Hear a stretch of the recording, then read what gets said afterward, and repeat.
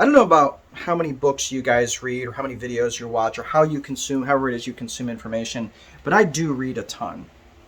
And it seems kind of funny that no matter what book that I'm reading or video I'm watching or course that I'm taking, the genre that education happens to be in is always packaged that's the most important thing that you're going to learn because it ties everything else together, right? So it's just kind of funny, like if you're reading a book about lead generation, that if you don't get your lead generation right, your business is going to absolutely fail. If you don't get your selling right, your business is going to absolutely fail. If you do anything else right, you got to learn to tell stories better. You got to, and once you tell stories good, that's going to be the thing that changes everything, right? It doesn't, or if your health isn't right, nothing else matters. It's just kind of funny how whatever it is, whether the books or videos, wherever it is, it always takes this like all or nothing approach. Like if you don't get this thing right, nothing else will matter. And it's kind of funny because I do read a lot. I don't consume a lot of video content because that's not really how I learn, and not really so much in audiobooks. But I do read a lot, and I took a speed reading course earlier part of this year, and I have plowed through a ton of content so far. And it's really interesting that I think it comes down fundamentally to just a couple of things. And those couple of things, and it really comes down to two things basically. I think they're really let me take a step back here for just a second. I think the reason why I say it comes down to a couple of things is because I look back at my approach to selling. And I don't really consider myself a great salesperson. I think I'm certainly not a hard closing type of selling person. I take a more consultative type approach, a solutions based selling approach. Okay, so it's not like, well, let me learn to, oh, you have an objection, let me learn to overcome the objections, and then all this verbal judo. Really, it's just about asking a lot of questions. And that's really it. I am incredibly curious about pretty much everything. And especially in the selling approach, when I just ask a lot of questions of people to say, usually it starts out pretty vague. Tell me where you're at. Tell me where you're going. What are you working on? Tell me about you as a human. I'm incredibly interested in human beings. So when I get really interested in that sort of stuff, and I ask them, and I specifically want to know, hey, tell me what it is that you've got going on. What are you trying to do? And then if there's a tool I have in my toolbox, I can say, hey, this is a tool I have in my toolbox. I'll explain it the best I can. But usually most times it takes more than just a few minutes of explanation just to kind of make them better. But I'll give them the tool in the toolbox, offer them some advice on how to use the tool. But a lot of times the tool takes more than just a few minutes explanation to just make their life better, right? Sometimes that's all they need. And I've made their life better and they don't need anything more else from me, right? So this is why I've taken more of a more solutions-based consultative type approach, because I don't like to sell. I don't like to convince someone that they need a product that I have, because I feel like that's always been the worst type of customer for me, no matter what business that I've been in. So learning this consultative, solutions-based selling type approach has forced me to start to ask better questions. So if there is one thing, right, this is one of the two, is learn to ask good questions. And when you start learning to ask good questions, and you first of all, you've got to have a better understanding of what the person is going through.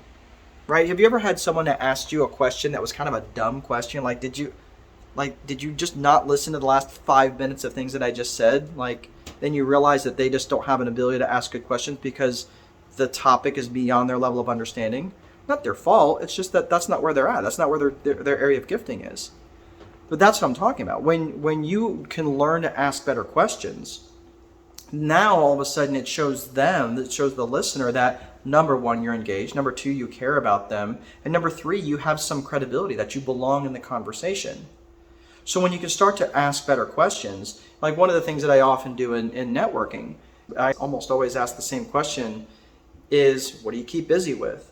And that lets the other individual decide how they're going to want to answer it, right? So when they start answering the question in a specific way, they're like, they could say personal stuff, they could say business stuff, they could say really whatever it is that they want.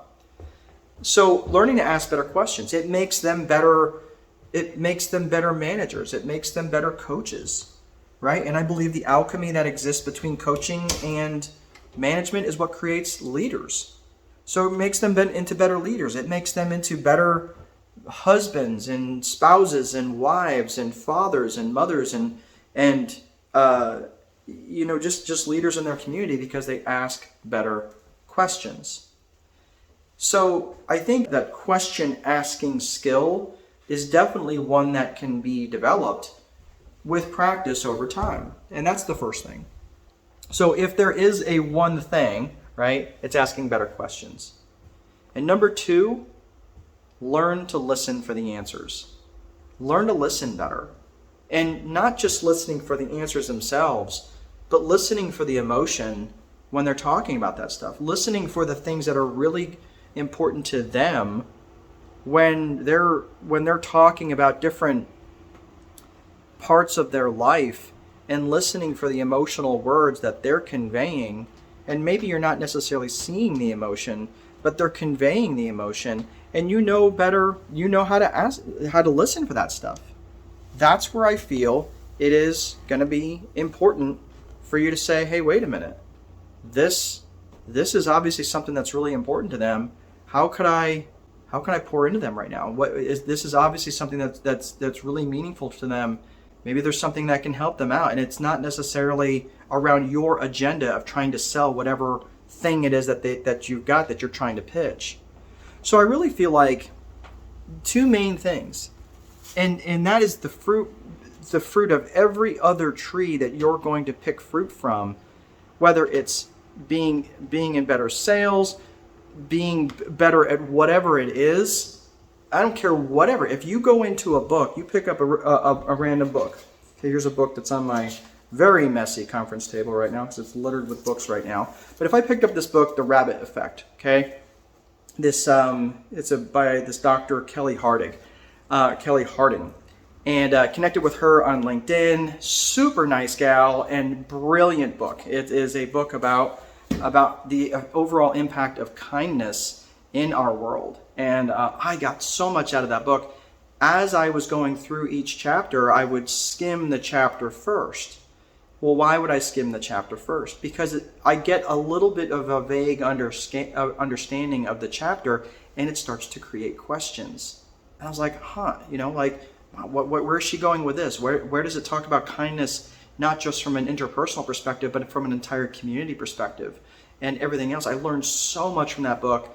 And that was just another one, Speed of Trust, or 29% Solution by Ivan Meisner. Speed of Trust was actually written by Stephen M.R. Covey, who is Stephen Covey's son. Really, really good book. The Ultimate Sales Machine by Chet Holmes. This is another book. One of my favorite sales books. But when I go into that book, I will ask the questions in the chapter of, what am I hoping to take out of this chapter? How could I learn this to teach it to someone else, to a client? How could I learn this to utilize it within my own business, right? It's asking good questions. So again, once I've learned to ask those good questions, and then I want to listen to the answers when I'm answering those questions. And these are questions obviously internal, but this is when you're becoming a more effective and more impactful networker, asking good questions and then listening for the answers. This is the same thing in the sales process, asking good questions and listening for the answers. So I think that's really fundamental to everything, is if there's really 2 skills that it boils down to for everything else that becomes fruit of the tree, is ask good questions and listen for the answers.